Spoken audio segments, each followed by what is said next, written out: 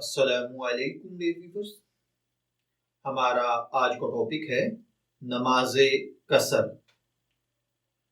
مسافر کو شریعت نے یہ سہولت دی ہے کہ وہ سفر میں نماز مختصر کر لے، یعنی جن اوقات میں 4 رکعات نماز فرض ہے ان میں صرف 2 رکعات نماز فرض پڑھ لے۔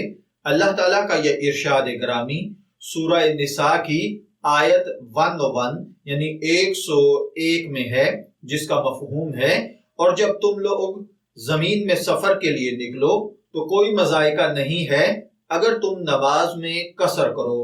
نبی اکرم صلی اللہ علیہ وآلہ وسلم نے ارشاد فرمایا، یہ ایک صدقہ ہے جو اللہ تعالیٰ نے تم پر کیا ہے، تمہیں چاہیے کہ اس کا صدقہ قبول کرو۔ نماز قصر کب شروع ہوتی ہے؟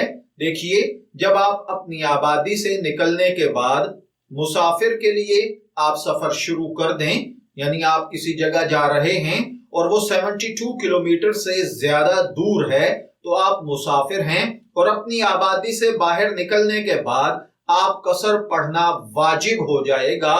اب آپ پوری نماز اگر پڑھیں گے تو در مختار کتاب کے مطابق آپ گناہگار ہوں گے۔